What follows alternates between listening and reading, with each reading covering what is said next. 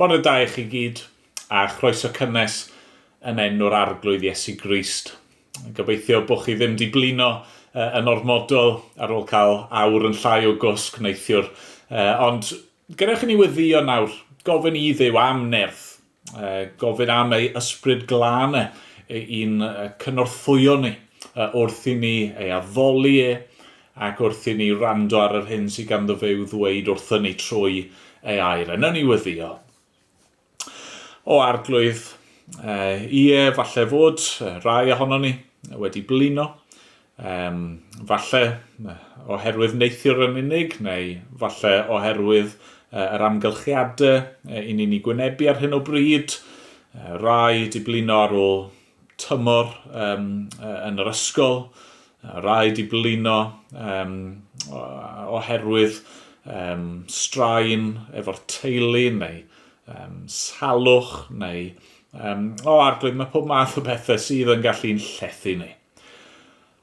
Ond mae dy air di'n gweud o fod ti yn gallu adfer dy bobl, yn gallu'n adfywio ni, yn gallu ein cynnal ni a'n nerthu ni ym mhob sefyllfa, ac arglwydd ni'n gofyn y bydde hynny'n wir nawr y bore yma. Arglwydd, helpa ni i aros yn effro ac i ganolbwyntio ac i rando yn astyd ar yr hyn sydd gen ti i'w ddweud, ac arglwydd beth bynnag rydyn ni'n ei wynebu ar y foment. Defnyddia nawr yr oedfa hon, defnyddia yr hyn rydyn ni am ei weld yn dy air di, yr hyn ni'n mynd i ganu gyda'n gilydd. Defnyddio'r cwbl mwyn adennill ein nerth ni i wynebu yr hyn sydd i ddod. Arglwydd, bydd gyda ni, derbyn ein mawl ni am diolch ni gyd, am ein bod ni'n gofyn yn enw ac yn heiddiant yr arglwydd Iesu Grist. Amen. Amen. Wel, gadewch i ni ganu gyda'n gilydd. Os ych chi'n teimlo chydig bach yn flynedig yna, pam ddim sefyll i ganu wrth i ni foli yr arglwydd gyda'n gilydd.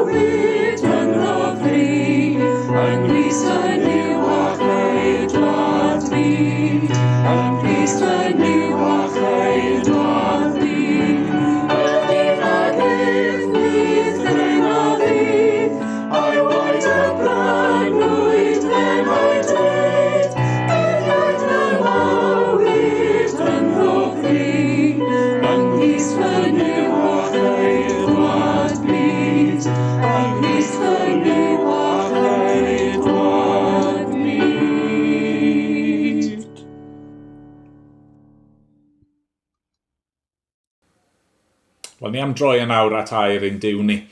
Ac yn ni parhau edrych yn yr efengil yn ôl Ioan. Ni am henod 18, dechrau yn adnod 28, a ni'n mynd i ddarllen ymlaen mewn i benod 19 bore yma. Chi'n cofio mae Iesu wedi cael ei arestio. Fe wnaethon nhw i gymryd yn gyntaf at Anas, sef y cyn archoffeiriad.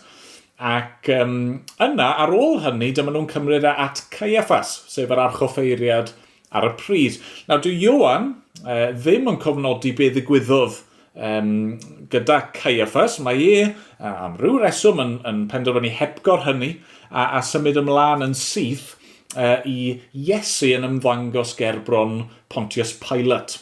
A dyna lle nawr ni'n mynd i gydio yn yr hanes. Felly trowch gyda fi. Dyma air ein diw ni. Eithant a Iesu oddi wrth Caerdydd i'r praetoriwm. Yr oedd yn fore. Nid aeth yr Iddewon ei hunain i mewn i'r praetoriwm, rhag iddynt gael ei halogi, mwyn gallu bwyta gwledd y Pasg. Am hynny, daeth Pilate allan at ynt hwy ac meddai, beth yw'r cyhuddiad rydych yn ei ddwyn yn erbyn y dyn hwn? Ateb asant ef, oni bai fod hwn yn droseddwr, ni biasem wedi ei drosglwyddo i ti. Yna dwedodd Pilate wrthynt, cymerwch hwy ef, a barnwch ef yn ôl eich cyfraith eich hunain. Meddai'r Iddewon wrtho, nid yw'n gyfreithlon i ni roi neb i farwolaeth. Felly cyflawnwyd y gair roedd Iesu wedi ei lefaru, i ddangos beth fyddai dull y farwolaeth oedd yn ei aros. Yna aeth Pilate i mewn i'r praetoriwm eto. Galwodd Iesu ac meddai wrtho, ai ti yw brenin yr Iddewon? Atebodd Iesu, ai ohono dy hun rwy ti'n dweud hyn? Ai yntau eraill a ddywedodd hyn wrthyt amdana fi? Atebodd Pilate, ai iddew o'i fi? Dy genedl dy hun a'i phrifottheiriad sydd wedi dy drosglwyddo di i mi. Beth wneithos ti? Atebodd Iesu, nid yw fy nheyrnas i o'r byd hwn. Pe bai fy nheyrnas i o'r byd hwn, byddai fy ngwasanaethwyr i'n ymladd rhag i mi gael fy trosglwyddo i'r Iddewon. Ond y gwir yw nid dyma darddle fy nheyrnas i.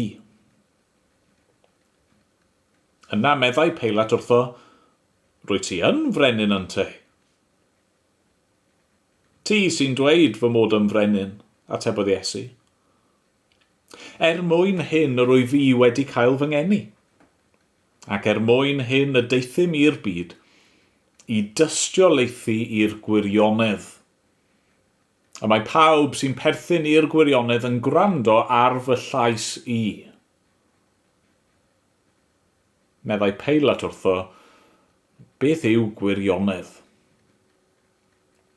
Wedi iddo ddweud hyn, daeth allan eto at yr Iddewon, ac meddai wrthynt, nid wyf fi'n cael unrhyw achos yn ei erbyn. Ond mae'n arfer gennych i mi ryddhau un carcharor i chwi ar y Pasg. A ydych yn dymuno felly i mi ryddhau i chwi frenin yr Iddewon? Yna gweithasant yn ôl, na, nid hwnnw, ond Barabas. Terfysgwr oedd Barabas. Yna cymerodd Pilate Iesu a'i fflangellu, a phlethodd y milwyr goron o ddraen a'i gosod ar ei bennyf, a rhoi mantell borffor amdano. Ac roeddent yn dod ato ac yn dweud, henffych well frenin yr Iddewon, ac yn ei gernodio. Daeth Pilate allan eto, ac meddai wrthynt, edrychwch, rwy'n dod ag ef allan atoch, mwyn i chwi wybod nad wyf yn cael unrhyw achos yn ei erbyn. Daeth Iesu allan felly yn gwisgo'r goron ddraen a'r fantell borffor, a dwedodd Pilate wrthynt, dyma'r dyn. Pan welodd y prif offeiriaid ar y swyddogion ef, Gweithasant, croeshoelia, croeshoelia.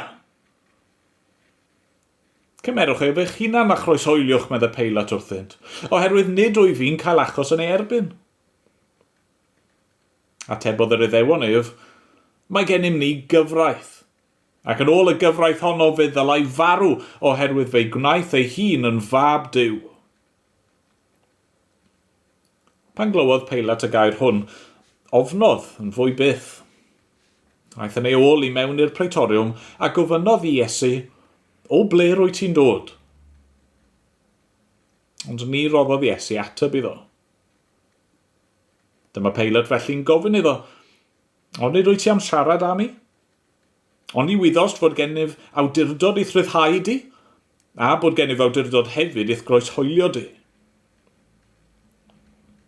Atebodd Iesu ef, ni fyddai gennyt ddim awdurdod arna fi, ond i bai ei fod wedi ei roi i ti oddi uchod. Gan hynny mae'r hwn am trosglwyddodd i ti yn eog o bechod mwy. O hyn allan ceisiodd Peilat ei ryddhau ef, ond gweiddodd yr Iddewon, os wyt yn ryddhau'r dyn hwn, nid wyt yn gyfaill i Gesar. Mae pob un sy'n ei wneud ei hun yn frenin yn gwrthryfela yn erbyn Cesar. Pan glywodd Peilat y geiriau hyn, daeth ei Iesu allan ac eisteddodd ar y brawdle yn y lle a elwyr y palmant, yn iaith yr Iddewon Gabatha. Dydd paratoad y Pasg oedd hi, tua hanner dydd. A dwedodd Peilat wrth yr Iddewon, dyma eich brenin. Gweithasant hwythau, ymaith ag ef, croeshoelia ef. Meddai Peilat wrthynt, a wyf fi groeshoelio eich brenin chwi? Atebodd y prif offeiriaid, nid oes gennym frenin, ond Cesar. Yna trafododd Peilat Iesu iddynt, i'w groeshoelio. Amen. Amen. Wel, ni'n mynd i fynd nawr i gael stori i'r plant. Bore da, plant. Yn y darlleniad bore yma o Efengyl Ioan, wnaethon ni glywed yr hanes am Iesu'n cael ei gamdrin yn erchyll. Heddiw, yn y bregeth, rydyn ni'n mynd i ystyried y cwestiwn pwysig mae Peilat yn gofyn i Iesu, sef, beth yw gwirionedd? Mae'n gwestiwn holl bwysig, ac yn gwestiwn sy'n berthnasol iawn yn ein byd ni heddiw. Felly, beth yw gwirionedd? Dyw Iesu yma ddim yn ateb cwestiwn Peilat yn uniongyrchol, ond mae yn dweud wrtho, y mae pawb sy'n perthyn i'r gwirionedd yn gwrando ar fy llais. Hynny yw, beth mae Iesu yn dweud yw fod pobl sy'n gwrando ar y gwirionedd yn gwrando arno fe. Ond pam hynny? Pam mae Iesu'n dweud fod gwrando ar y gwirionedd yn fel gwrando arno fe? Wel, efallai mae'n werth ystyried adnod arall o Efengyl Ioan o bennod 14, pryd mae Iesu yn dweud, mae fi yw'r ffordd a'r gwirionedd a'r bywyd. Mae Iesu yn dweud fan hyn, mae fe yw'r gwirionedd, fe yw'r gwir, neb arall. Mae fe hefyd yn dweud ei fod yn tystio i'r gwirionedd. Ac yn bwysig iawn, mae'n dweud does dim bywyd i fyw hebddo fe. Yn ein dydd ni, does llawer o barch at Iesu Grist. Mae neges Iesu Grist yn cael ei sarhau mor aml. Ond dyw hyn ddim yn unrhyw wahanol i sut mae Iesu a'r gwirionedd yn cael ei drin yn y darn heddiw. Caiff Iesu ei groeshoelio ei fod yn ddieog, gyda'r bobl yn penderfynu y dylai Barabbas, dyn drwg iawn, fynd yn rydd yn lle Iesu Grist, mab Duw, dyn dieog a dibechod. Efallai, ar ôl clywed y stori yma, dych chi'n meddwl fod y gwirionedd yn rhywbeth gwan, yn rhywbeth sydd yn colli. Ond na, ddim o gwbl. I Iesu Grist ddioddef ar y groes, mae Iesu yn paratoi ffordd i ni fedru cael perthynas gyda Duw. Ac i fedru bod yn bobl y gwirionedd trwy Aberthe. Mae'r gwirionedd bob tro yn ennill, yn union fel oedd Iesu wedi ennill. Wrth gwrs, i Iesu gael ei groes hoelio ac i bobl feddwl oedd wedi colli ar ôl i nhw wrthod y gwirionedd, dyn ni'n gwybod daeth Iesu yn ôl i fyw, yn union fel oedd Caerdydd wedi dweud gan ryfoedd yn gynt. Felly dyn ni'n gallu trystio yn y gwirionedd. Wel, gadewch i ni weddio yn awr dyn gilydd. Nawr ni droi at yr arglwydd. O arglwydd ein Duw. I ni'n dod at y ti yn awr y Duw byw, yr unig, wir a bywiol dduw. Ac arglwydd, ni yn diolch i ti o'r newydd, wrth i ni ystyried beth nath yr arglwydd Iesu ei wynebu ein mwyn ni. Arglwydd o wythnos i wythnos. Mae'n mynd yn fwy brawychus, yn fwy dychrynllyd, yn fwy tywyll. Arglwydd wrth i ni feddwl yn gyntaf am Iesu yn ngardd Gethsemane, yn cael ei fradychu ac yna'r dorf yn dod i'w arrestio fe. Arglwydd, ni'n gweld hynny'n beth ddigon ychafu, ond yna wrth iddo fe gael ei gyhuddo ar gam a'i gam drin gan i bobl ei hun, gan yr arweinwyr crefyddol hynny, ddylse fod wedi ei adnabod dylse fod wedi i gyfleidio fe fel y Meseia. Ni'n gweld hynny yn fwy dychrynllyd eto. A nawr wrth i ni glywed amdano fe ger bron Pilat ac yn cael ei guro a'i gamdrin gan y milwyr a'r coron ddraen yna a'r bobl yn ei sarhau arglwydd eto ni'n prin yn gallu dychmygu y peth mor ofnadwy oedd y profiad, ac eto ni'n gwybod fod y gweithaf yn dal i ddod. Y groes, y man hwnnw, lle roedd e'n mynd i gymryd arno fe ei hun ein pechod ni. Holl gosb a chanlyniadau ein pechod ni. Y man lle roedd y mab yn mynd i gael ei gosbi gan ei dad. Arglwydd, ni'n diolch bod yna gyfle gyda ni wythnos i wythnos fel hyn i fyfyrio ac i glywed y pethau hyn, ac eto arglwydd. Ni'n teimlo hyd bod nhw'n ormod i ni, bod nhw'n rhy fawr. Sut gallai Iesu fod wedi dewis hyn? Pam o Dduw, a bys y ti wedi'n caru ni cymaint â hyn? Ond arglwydd, dyma ddigwyddodd. Dyma'r ffeithiau. Dyma'r gwir. Rwyt ti wedi'n caru ni, o Dduw, cyn creu'r byd. Fe nes ti drefnu'r ffordd yma, cyn amser, cyn creu unrhyw beth. Roedd y mab wedi cytuno i ddod mwyn ein hachub ni. Arglwydd. Ni'n diolch i ti, ni'n dyfolu di am hyn. Ac arglwydd, ni'n gofyn nawr yn ei di'n helpu ni. Wrth i ni ystyried y pethau yma bore yma ac eto dros benwythnos y Pasg. Arglwydd, gad i'r gwirionedd i ddod ac i bwyso hun arno ni. Arglwydd, gad i ni hyd yn oed wrth ddarllen y geiriau a'i clywed nhw'n cael ei esbonio, gad i ni glywed a synhwyro mae dyma yw y gwir. Ac arglwydd, helpa ni gredu os gweli di fod yn dda. Ni'n gwybod fod na ddim gobaith i'w gael mewn unrhyw le arall, unrhyw berson arall, unrhyw syniad arall, ond yn Iesu Grist, ei fywyd a'i aberth droston ni, a'i atgyfodiad a felly ni'n diolch i ti nawr am y pethau hyn. Ac Arglwydd, ni'n gofyn ei di'n helpu ni nawr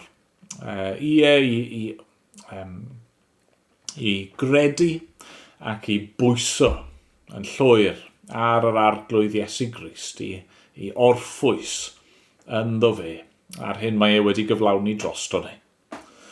Arglwydd, ni'n cyflwyno'n hun yn nawr dros yr wythnosau nesaf wrth i rai ohono ni gael rhywfaint o wyliau, wrth i rai ohono ni falle cael cyfle i fynd i ffwrdd am ychydig o ddyddiau arglwydd gwarchod ni. Os gweli di fod yn dda, ond am fwy na hynny, bydd yn agos ato ni. Dyna i ni eisiau'n fwy na dim yw i brofi mwy ohono ti dy hun. Arglwydd, derbyn ni nawr felly. Derbyn ni'n mawl ni am diolch ni. Am ein bod ni'n gofyn yn enw ac yn heiddiant yr arglwydd Iesu. Amen. Amen. Wel, ni'n mynd i ganu emyn nesaf cyn i ni ddod at y bregeth.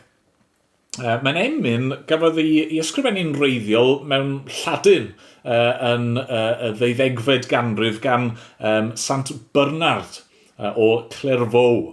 Ond i ni ddim yn ei ganu yn Lladin, mae wedi ei gyfieithu i ni. Mae'r geiriau yma, maen nhw'n hyfryd iawn, ond mae'n emyn chydig yn farddonol, felly bosib bydd o fydd i ni falle prynhawn yma neu yn ystod yr wythnos i fynd nôl ac i edrych eto a canu y geiriau yma eto, myfyrio ar y geiriau, ond gadewch i ni ganu mawl i'n Duw ni yn awr. Christ,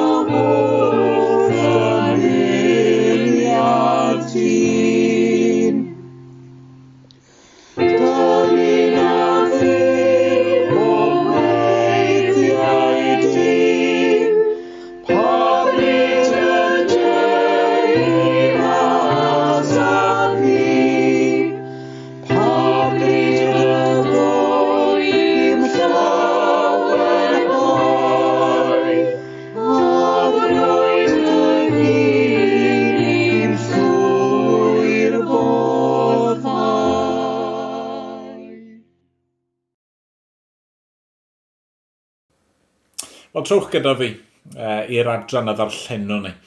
Ac yn yr hanes y croeshoelio, wrth i Iesu wynebu'r awdurdodau, wrth iddo fe gael ei roi ar brawf, mae yna llawer o gwestiynau yn cael ei gofyn fel byddwch chi'n disgwyl. Ond i fi eisiau ni ganolbwyntio bore yma ar un o'r cwestiynau yma. Y cwestiwn yw, beth yw gwirionedd? Un o'r cwestiynau mae Pilate yn ei ofyn. Beth yw gwirionedd? Mae'n gwestiwn hynod o bwysig. Mae'n gwestiwn dylsen ni gyd fod yn ei holi. Fi'n gobeithio bod chi yn gofyn y cwestiwn. Beth yw gwirionedd? Beth yw gwirionedd? Dwi ddim yn amlwg efo Pilate beth yw ei agwedd wrth ofyn y cwestiwn. Ydy e'n gofyn mewn ffordd sinicaidd? Ydy e'n gofyn achos bod e mewn dryswch, llwyr? Ydy e'n gofyn achos falle bod yn agored i glywed yr ateb? A sa'n gwybod beth sy'n wir amdano chi bore yma. Falle wrth i fi sôn am wirionedd, falle bod chi yn ymateb yn syth, dim fath beth, neu falle bod chi di drysu mewn penbleth llwyr, neu gobeithio bod gennych chi galon agored, chi eisiau gwybod beth yw gwirionedd, beth yw'r gwirionedd. Oherwydd fel Cristnogion, rydyn ni'n credu fod y gwirionedd yn holl bwysig. Mae yna y fath beth a gwirionedd, ac fel Cristnogion, i ni wedi dod o hyd i'r gwirionedd, ac rydyn ni eisiau rhannu'r gwirionedd yna gyda phobl eraill. Dwi ddim bod ni fel Cristnogion just eisiau bod yn iawn, a ni eisiau dangos i bawb bod ni yn rhywsut yn well na chi, achos ni wedi dod o hyd i'r real deal. Na, y reswm pam ni'n pwysleisio y gwirionedd cymaint yw oherwydd os yw'r neges yma ddim yn wir, yna mae'n ddiwerth. Os nag yw'r efengil, y neges yma am yr arglwydd Iesu Grist yn wir, yna does dim pwynt. Mae'n wastraff llwyr i ni ddilyn Iesu. Mae'r apostol Paul yn gosod y peth fel hyn yn ei lythyr at y Corinthiaid, pennod 15, adnod 17, os nad yw Crist wedi ei gyfodi, ofer yw eich ffydd ac yn eich pechodau yr ydych o hyd. Hynny yw, i ni yn credu'r pethau yma oherwydd bod nhw yn seiliedig ar ffeithiau. Y ffeithiau hanesyddol, pethau sydd wir wedi digwydd. A felly, os nad yw'r pethau yma'n wir, os nag oedd Iesu wir wedi ei groeshoelio, a'i gladdu, a'i atgyfodi, os nath e wir fyw y bywyd sy'n cael ei ddisgrifio yn yr efengylau, os nath e ddweud y pethau nath e ddweud ag gwneud y pethau nath ei gwneud, os yw y Beibl ddim yn wir, yna, wel, does dim eisiau ni dalu unrhyw sylwedd o fe o gwbl. Beth yw gwirionedd? Beth yw gwirionedd? Wel, wrth gwrs, mae'n faes cymleth, mae'n llawer o bobl di cynnig atebion gwahanol i hyn, ond yn syml iawn, y gwirionedd yw yr hyn sydd yn cyd-fynd gyda reality, gyda'r byd fel mae hi go iawn. Nath un athronydd Aristotle, athronydd Groegaidd cynnar, enwog dros ben, fi'n siŵr bod chi wedi clywed i enwau. Dyma fe'n dweud hyn. To say of what is that it is not, or of what is not that it is false. While to say of what is that it is, and of what it is not that it is not, is true. Hynny yw, mae'n dweud fod yna'r fath beth a gwirionedd ag gwirionedd absolute. Mae'n y reality go iawn. Ac felly, beth yw y gwirionedd yw dweud pethau fel y maen nhw. Go iawn. Nawr, wrth gwrs, mae'r syniad yna yn un sydd wedi cael ei ymosod arni. Yn ystod y canrifoedd diwetha ac yn arbennig yn y cyfnod ôl fodernaidd. Mae wedi mynd yn boblogaidd iawn i bobl ddweud, wel, mae pawb yn rhydd i benderfynu dros nhw ei hunan beth yw'r gwirionedd. Dwi ddim yn rhywbeth mas fyna, yn rhywbeth absolute, tu hwnt i ni, mae'n rhywbeth i ni'n rhydd i benderfynu dros ni'n hunan. Ac, falle'r ffordd gorau fi wedi clywed hyn yn cael ei grynhoi yw yr album, teitl album enwog y Manic Street Preachers. This is my truth, tell me yours. Dyna mae pobl yn aml yn ei gredu y dyddi yma. Dyma fi yn meddwl sy'n wir, ac ei di feddwl beth bynnag ti eisiau, ac nawn ni adle ar hynny, ond na. Fel Cristnogion, mae'n rhaid i ni sefyll yn erbyn y fath hynny o syniad. Dwi ddim bod ni eisiau bod yn gas neu'n anoddefgar, ond mae'n rhaid i ni ddweud, dyw pawb ddim yn rhydd i gael i barn i hunan am beth sydd yn wir a beth sydd yn ffals. Na, fel Cristnogion, ni'n credu mewn person a ddywedodd mai fe yw gwirionedd. Mae'r gwirionedd yn bwysig. Ac felly, be fi eisiau ni wneud y bore yma yw i edrych ar yr adran yma, ac ystyried, wel, yn gyntaf, beth yw gwirionedd, beth i ni'n dysgu am y gwirionedd yn gyffredinol yn yr adran yma. Yna symud ymlaen a meddwl, wel, beth i ni'n ei ddysgu am y gwirionedd yn yr arglwydd Iesu Grist.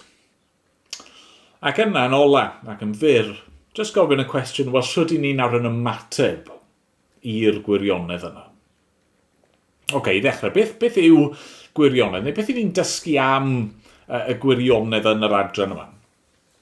Wel, falle'r peth cyntaf sydd yn neidio allan yw, mae'r gwirionedd yw y gwrthwyneb i ragryth, i hypocrisy. Mae'r adran yma'n llawn o bobl sy'n ymddwyn yn rhagrithiol yn dydy.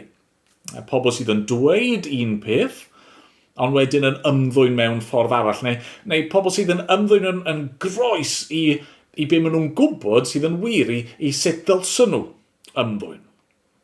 Meddyliwch am yr Iddewon yn yr adran yma. Adnod 28. Eithant a Iesu oddi wrth Caiaffas i'r Praetoriwm. Roedd yn fore. Nid aeth yr Iddewon ei hunan i mewn i'r Praetoriwm, rhag iddynt gael ei halogi, mwyn gallu bwyta gledd y Pasg. Hynny yw, maen nhw'n ymddwyn yn hynod o grefyddol, yn hynod o ofalus. Dyn nhw ddim eisiau dod i gysylltiad efo cenedl ddynion, achos dyn nhw ddim eisiau gwneud ei hunan yn seremoniol am hir. Maen nhw eisiau gallu cario ymlaen i ddathlu gwyl y Pasg oedd yn mynd i bara am yr wythnos oedd i ddod. Felly, hynny yw, i ddechrau, maen nhw'n ymddwyn yn hynod o ddiwiol, os allai roi o fel yma. Ond yna, erbyn diwedd yr adran, a ddarllen ni, penod 19 adnod 15, gweithasant hwythau ymaith ag ef, croeshoelia ef, meddai Peilat wrthynt, a wyf fi groeshoelio'ch brenin chwi? Atebodd y prif offeiriaid, nid oes gennym frenin, ond Cesar. Mae rhain oedd yn meddwl dylsyn nhw gadw pellter o'r cenhedloedd erbyn y diwedd yn hawlio Cesar fel ei brenin nhw. Maen nhw jyst yn llawn ragryth. Maen nhw eisiau ymddangos yn bir, ac yn lam, ac yn sanctaidd, ond dan y wyneb mae holl bwriad nhw'n ddrygionus. Maen nhw'n cynllwynio fan hyn i geisio dedfrydu person di-eog i farwolaeth. Ac mae hynny'n amlygu hi'n yn arbennig yn ydy pan mae Pilate, mae'n trio ryddhau Iesu iddyn nhw. Mae'n dweud, fi'n fodlon ryddhau rhywun fel ffafr i chi, achos bod hi'n adeg y Pasg, ond adnod 40 o benod 18, yna gweithasant yn ôl, na nid hwnnw, ond Barabbas. Terfysgwr oedd Barabbas. Maen nhw'n dewis ryddhau person maen nhw'n gwybod yn sicr sydd yn eog,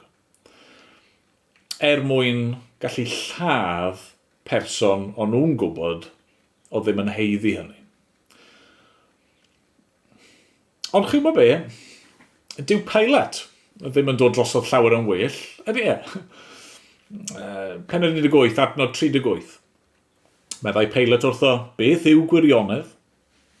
Wedi iddo ddweud hyn, daeth allan eto at yr Iddewon ac meddai wrthynt, nid wyf fi'n cael unrhyw achos yn ei erbyn. Wedyn penod 19, adnod 4. Daeth Pilate allan eto ac meddai wrthynt, edrychwch, rwy'n dod ag eif allan atoch, mwyn i chwi wybod nad wyf yn cael unrhyw achos yn ei erbyn. Ac yn adnod 6. Pan welodd y prif offeiriaid a'r swyddogion ef gweithasant, croeshoelia, croeshoelia. Cymerwch eich hunan a chroeshoeliwch, meddai Pilate wrthynt, oherwydd nid wyf fi'n cael achos yn ei erbyn. Oedd Pedr wedi gwadu tair gwaith bod e'n nabod Iesu bod e'n ddisgybl iddo fe. Fan hyn, tair gwaith, mae Pilate yn gorfod cyhoeddi mae Iesu yn ddieog. Dyw e ddim wedi gwneud unrhyw beth sydd yn heiddi marwolaeth heb sôn am cael eich lladd yn y ffordd mwyaf erchyll yna ar groes. Ond mae Pilate yn cario ymlaen ac yn caniatáu i'r peth i ddigwydd. Rhagryth. A ni gyd bore yma'n dyn ni'n gwybod fod hyn yn anghywir. Mae rhywbeth yno ni sydd yn gwybod fod ymddwyn fel hyn, fod bod yn rhagrithiol, ymddwyn mewn ffordd sydd yn mynd yn erbyn y gwirionedd, yr hyn ni'n gwybod sydd yn wir, yr hyn dylsyn ni'n neud, ni'n gwybod bod e ddim yn iawn. Mae rhywbeth yno ni sydd yn corddi at yr anghyfiawnder yma. Ac eto ni gyd yn gorfod cyffesu bod ni'n gwneud yr un peth. Ni gyd yn rhagrythwyr. Ni gyd yn rhoi rhyw sioe ymlaen i bawb arall. Ni gyd yn ymddangos mewn un ffordd, ond pe bai pobl yn gweld yr hyn oedd o dan y wyneb, yr hyn oedd yn ein calon ni, y pethau ni'n llwyddo i guddio yn ein bywyd ni, byddwn ni yn cywilyddio. Beth yw gwirionedd? Wel, yn gyntaf, hyn y gwrthwyneb i ragryth. Ymddwyn yn ôl y gwirionedd. Ymddwyn yn gyson. Beth arall te? Wel, mewn ffordd mae hyn yn dod ni mlaen at rhywbeth arall am y gwirionedd. Pam bod ni'n gwybod fod hyn yn anghywir i fod yn rhagrythiwr? Wel, oherwydd ni gyd yn gwybod, ddwfn yn ein calon, fod yna y fath beth a gwirionedd. Fod yna rhyw safon o wirionedd sydd tu allan i ni. Bod ni ddim i gyd jyst yn rydd. Doedd yr Iddewon fan hyn ddim yn rydd jyst i ddewis beth sydd yn wir iddyn nhw. Doedd Pilate ddim yn rydd i ddewis beth sy'n wir iddo fe. I ni ddim yn rydd i wneud hynny. Mae yna wirionedd sydd yn wrthrychol, ddim yn oddrychol. Sydd yn subjective, ddim yn objective a ddim yn subjective. Mae eisiau cael hwnna'n iawn. Adnod 33. Yna, aeth Pilate i mewn i'r praetoriwm eto. Galwodd Iesu ac meddai wrtho, ai ti yw brenin yr Iddewon? Atebodd Iesu, ai ohono dy hun rwy ti'n dweud hyn? Ai yn te eraill a ddwedodd hyn wrthyt amdana fi? Atebodd Peilat, ai iddew o'i fi? Dy genedl dy hun a'i phrif offeiriaid sydd wedi dy drosglwyddo di i mi? Beth wnaethos di? Atebodd Iesu, nid yw fy nheyrnas i o'r byd hwn. Pe bai fy nheyrnas i o'r byd hwn, byddai fy ngwasanaethwyr i'n ymladd rhag i mi gael fy nhrosglwyddo i'r Iddewon. Ond y gwir yw, nid dyma darfle fy nheyrnas i. Yna meddai Peilat wrtho, rwy ti yn frenin yn te. Ti sy'n dweud fy mod yn frenin. Atebodd Iesu. Chi'n gweld fan hyn, beth yw ymateb cychwynnol Peilat? Wel, mae fel petai'n dweud, mae cwestiwn neu problem i'r Iddewon i sorto mas yw hyn. Ai iddew o'i fi? Mewn ffordd ironic, mae fel petai'n gofyn, wel, Iesu, os mae ti yw brenin yr Iddewon, wyt ti yn frenin arna fi? Falle bod ti'n frenin arnyn nhw, ond dyw hynny ddim byd i'n neud gyda fi. Hynny yw, mewn ffordd, mae Peilat yn awgrymu bod pethau'n gallu bod yn wir i un person ond yn wahanol i berson arall. Falle bod yn wir, falle bod ti'n frenin iddyn nhw, ond pa wahaniaeth mae hynny'n gwneud i fi? A mae yna lawer o bobl sydd yn ymddwyn fel hynny, ond dyn nhw. Wel, gei di gredu hyn, a na i gredu rhywbeth arall, ac, wel, sa eisiau cwmpa mas da ti am y peth, na ni just gadw dyna ddiwedd y mater. Ond wrth gwrs, nid dyna ddiwedd y mater, efe? Achos fel pobl, wel, bod ni yn y flwyddyn diwetha wedi cael ein gorfodi i aros yn ein tai, i ni ddim yn byw mewn bubbles, yn nysoedd bach ar wahân. Hynny yw, mae'r pethau ni'n credu, a'r ffordd ni'n byw, mae'n effeithio ar bobl eraill. Mae gwirionedd yn rhywbeth sydd yn wrthrychol. Dwi ddim just yn oddrychol, nid just y ffordd i fi'n gweld pethau yn bersonol, na, mae yna wirionedd sydd allan yna tu hwnt i ni.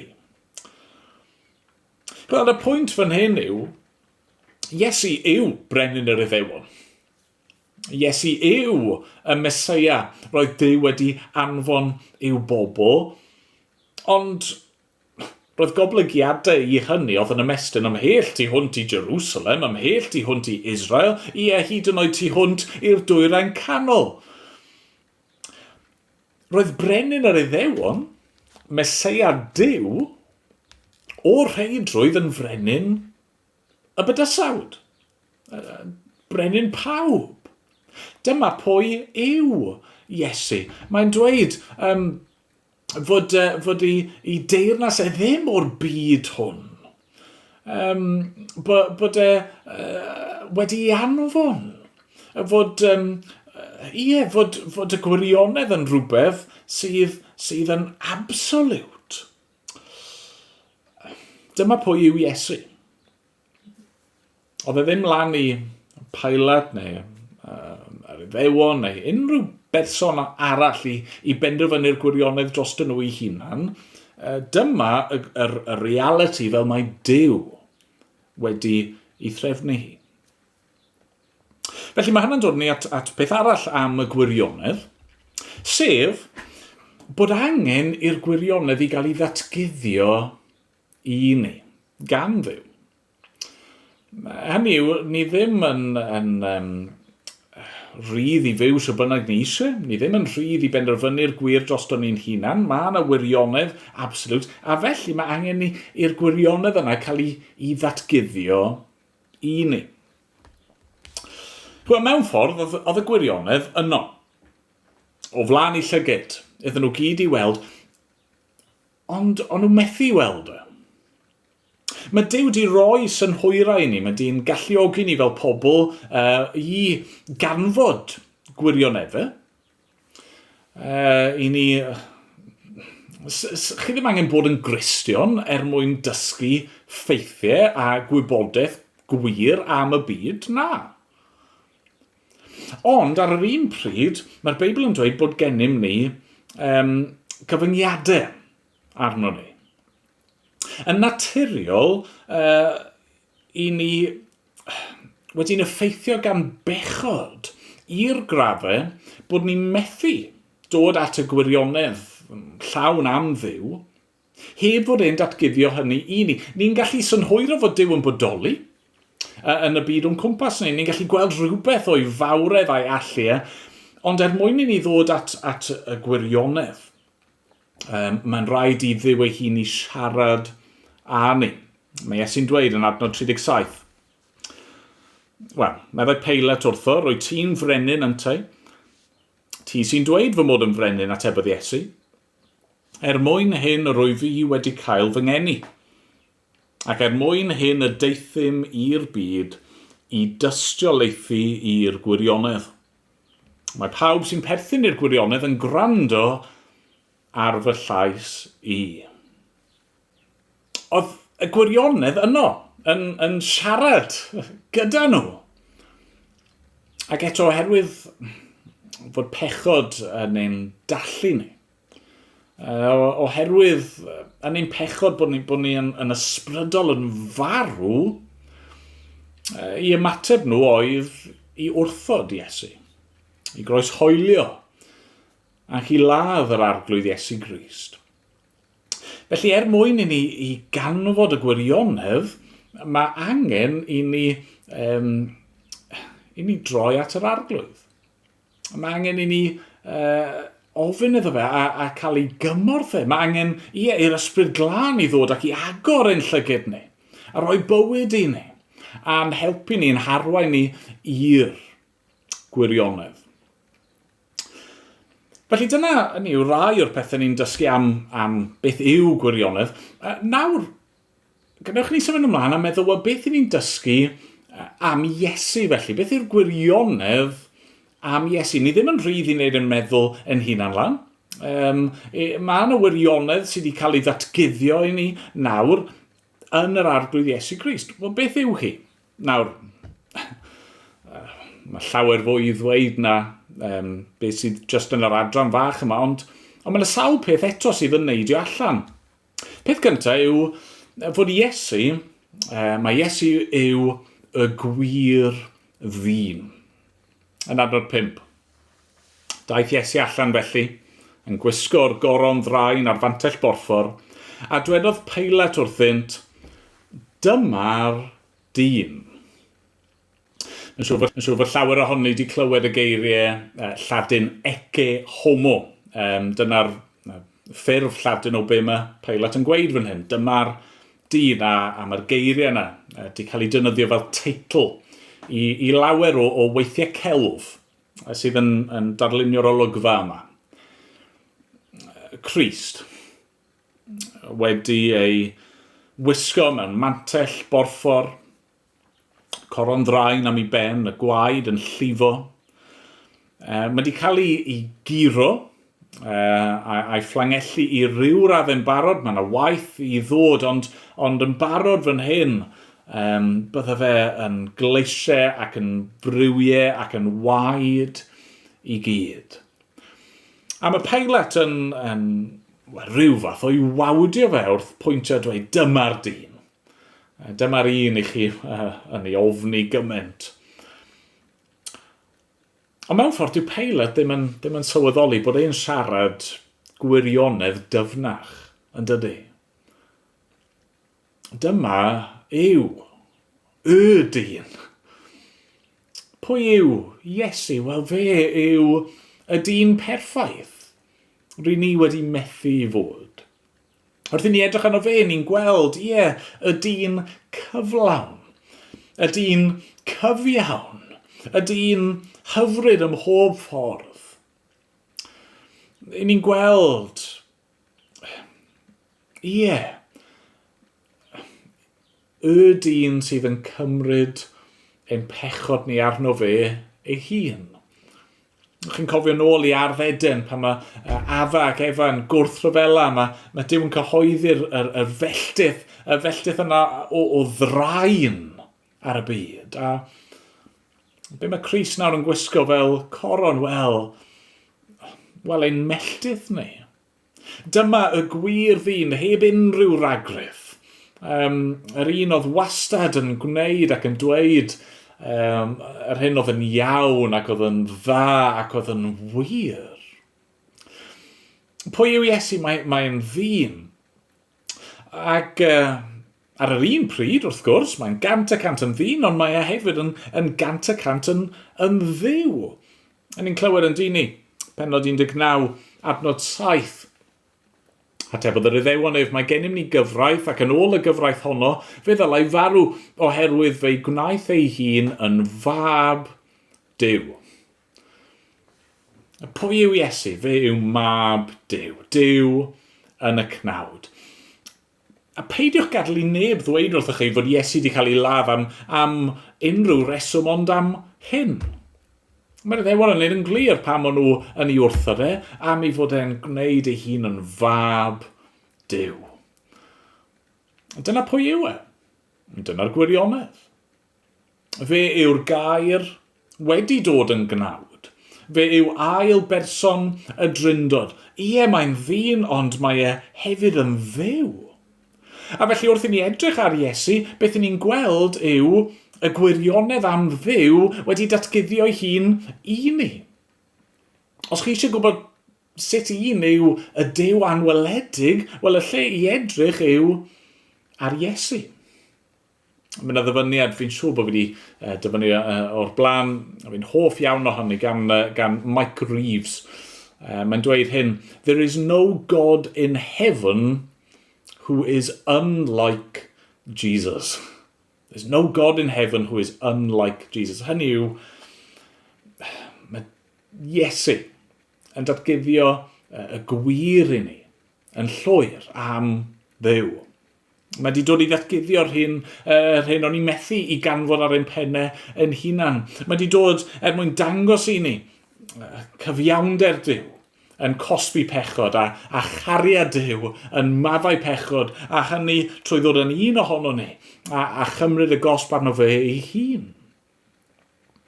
A felly os yw'r ddau beth yna'n wir, os mae fe yw'r gwir ddyn a'r gwir dduw, wel, mae dim ond yn dilyn. Mae fe yw ein brenin ni, a mae hynny eto yn cael ei bwysleisio amdano fe.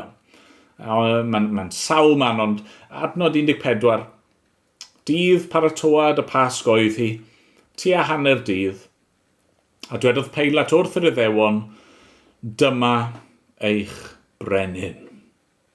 Dro ar ôl tro, mae'r teitl yma'n ymddangos, brenin yr Iddewon.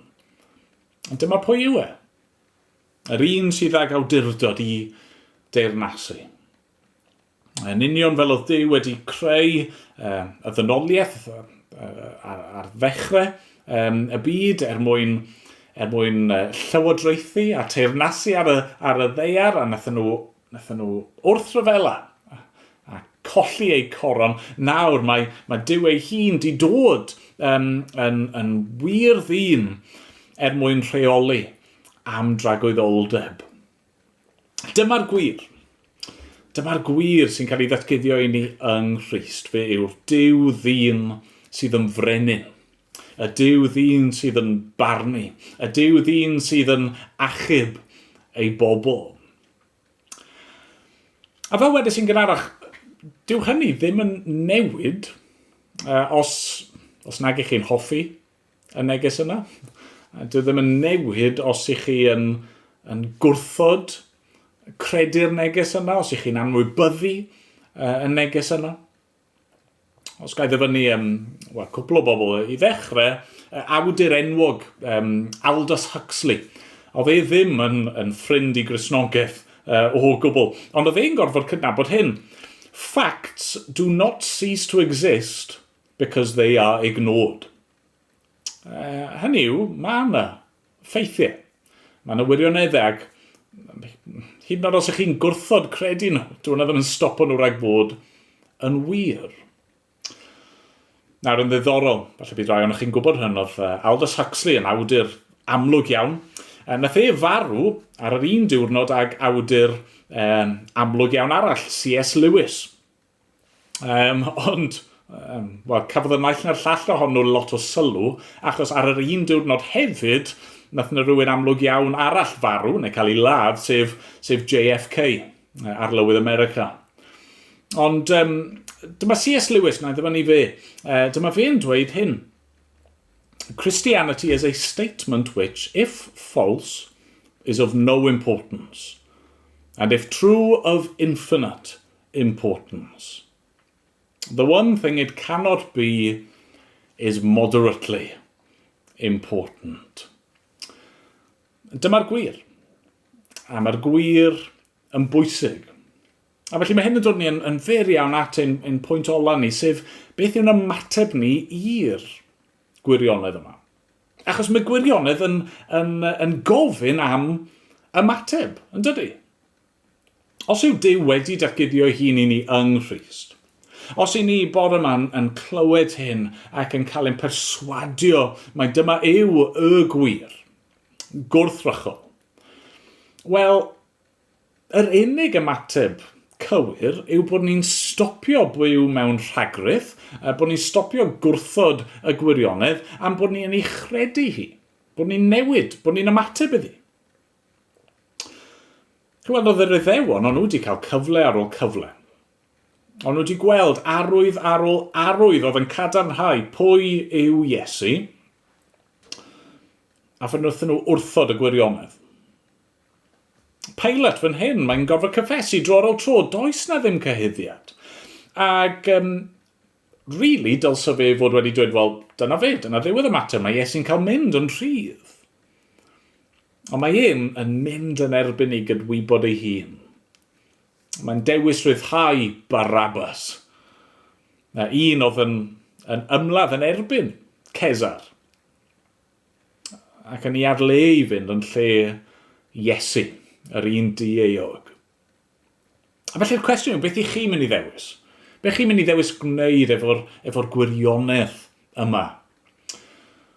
Mae'r arglwydd Iesu, y gwirionedd, mae'n cynnig ei hun i chi. Ac mae eisiau cymryd eich lle chi. Fel nath y diwrnod hwnnw cymryd lle Barabbas. Cafodd Barabbas yr un eog fynd yn rhydd. Oedd e ddim gorfod marw ar groes ei heiddiant Cafodd ei adael i fynd a byw. Wel, mae Iesu nawr, mae eisiau cymryd ein lle ni. Mae eisiau'n gosod ni yn rhydd. Mae'n barod i gymryd arno fe ei hun ein cosb ni. Delio gyda'n pechod ni. Ddim anwybyddiau, ddim esgus bod ni erioed i pechu na, brwsio fe dan y carped na, dim byd fel na. Mae eisiau go iawn cymryd ein pechod ni arno fe a go iawn ein cyhoeddi ni yn ddi-eog a'n gosod ni yn rhydd a rhoi bywyd i ni. Ydych chi'n barod i gredu? Mwyn ei enw. Amen. Amen. Wel, fe ganwn ni emyn arall gyda'n gilydd cyn bod ni'n gorffen ein hoedfa ni.